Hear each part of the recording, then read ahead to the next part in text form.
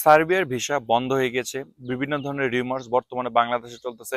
আবার এক প্রকারের কথা বলতেছে সার্বিয়াতে কন্টাকে ভিসা করে দিবে। আবার অনেকেই দেখা যাচ্ছে বাংলাদেশ এয়ারপোর্ট থেকে ফেক ভিসার জন্য আপনার ফেরত যাচ্ছে।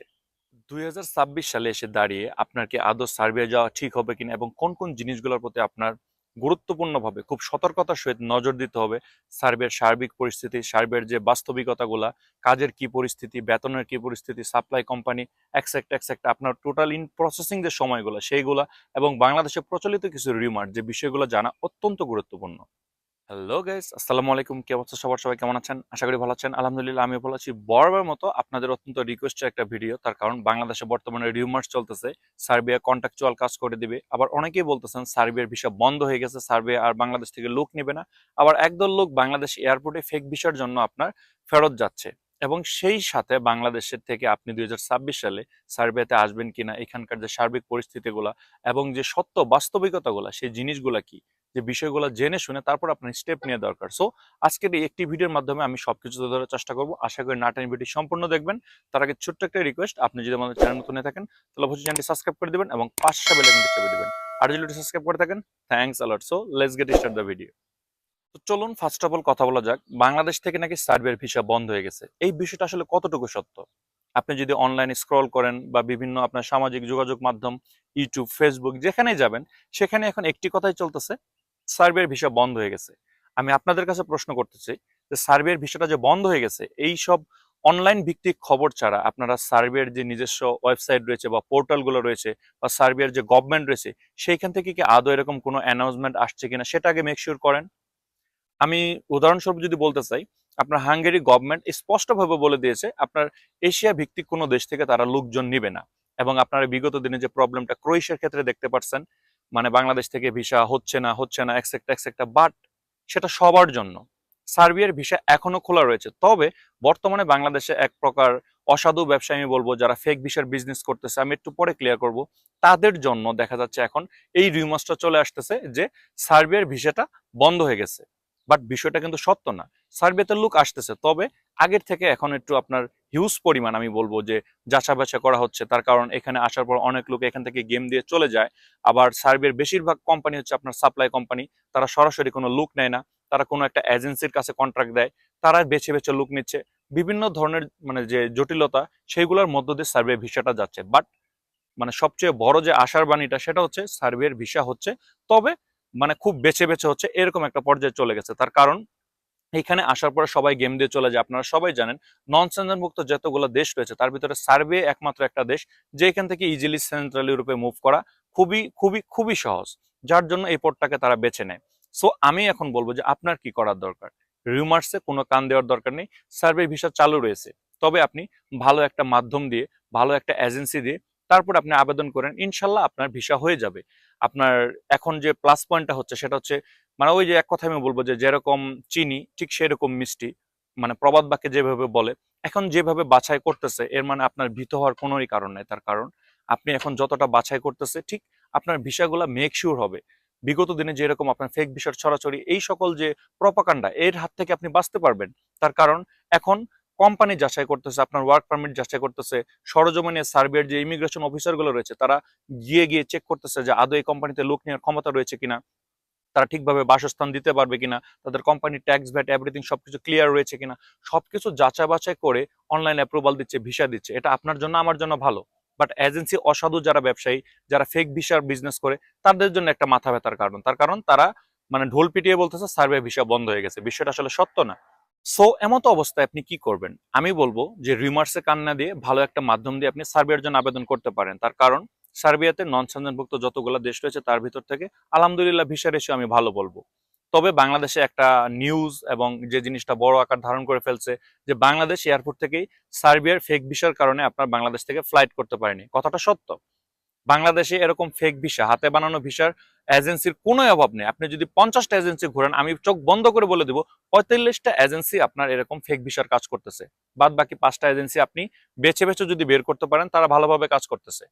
যে প্রবলেমটা আগে হতো এরকম যে আপনাকে তারা বাংলাদেশ থেকে কোনোভাবে ফেক ভিসা দিয়ে বাংলাদেশ এয়ারপোর্ট কন্ট্যাক্ট করে বের করে দিত, দেন তারপর আপনার দুবাই বা অন্যখান থেকেও তারা পার করে দিত। বাট সার্বিয়ার ইমিগ্রেশনে আসার পর বা সার্বিয়ার এয়ারপোর্টে আসার পর আপনাদেরকে ফেরত দিত।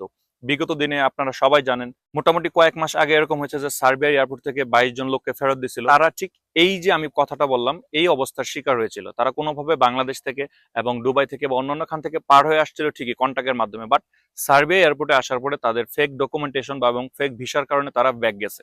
বাট এটার সম্পূর্ণ রেসপন্সিবিলিটি কিন্তু আপনার এজেন্সি, যারা আপনার আমাদের মতো যারা ভিসা প্রত্যাশী ভাইরা রয়েছে তাদের উপর চাপিয়ে দিয়েছিল। বিষয়টা আপনারা জানেন। সো এখন আপনি কি করবেন? ফার্স্ট অফ অল আমি বলবো যে আপনি ভালো একটা মাধ্যম খুঁজে বের করার চেষ্টা করেন, ভালো একটা মাধ্যম।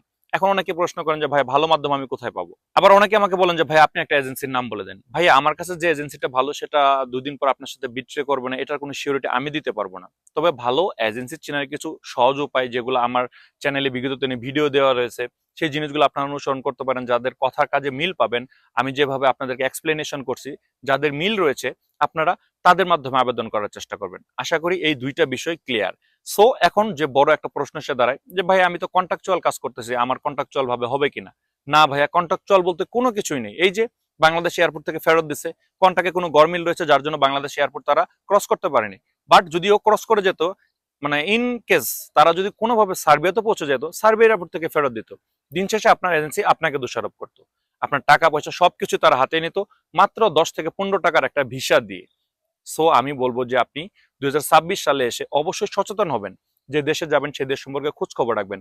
তো চলুন এবার কথা বলা যাক যে সার্বিয়ার যে সার্বিক পরিস্থিতিগুলো সেগুলো কেমন চলতেছে, এবং 2026 সালে আপনি সার্বিয়া আবেদন করবেন কিনা, এটা আপনার জন্য যুক্তিযুক্ত হবে কিনা, এবং ভালো মাধ্যম আপনি কিভাবে খুঁজে বের করবেন সে বিষয়গুলোকে নিয়ে। বাট এই বিষয়ে আসার আগে ছোট্ট একটা অনুরোধ, ভিডিও যদি ভালো লেগে থাকে এবং ইনফরমেটিভ মনে হয় তাহলে অবশ্যই লাইক কমেন্ট শেয়ার করবেন। অ্যাটলিস্ট আমাকে সাপোর্ট করার জন্য আমার চ্যানেলটাকে সাবস্ক্রাইব করে রাখবেন। সবার ফার্স্টে আমি আপনাকে যে জিনিসটা ক্লিয়ার করব, এক কথা একটা ভিডিওতে বললে এনাফ। প্রত্যেকটা ভিডিওতে ঘুরিয়ে ফিরে এক কথা বলার কোনো মানে হয় না।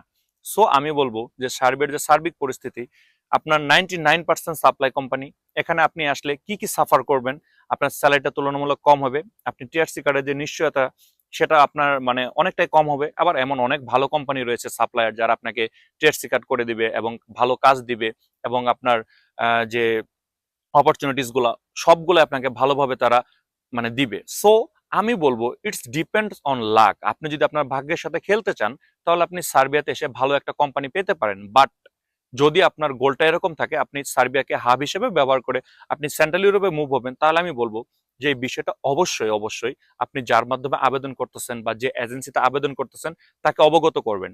তাহলে সে আপনাকে এরকম একটা মানে কাজই বা এরকম একটা ভিসার ব্যবস্থায় তারা করে দিবে, যেখানে আসার পর আপনি এখান থেকে অন্য দেশে চলে যাবেন।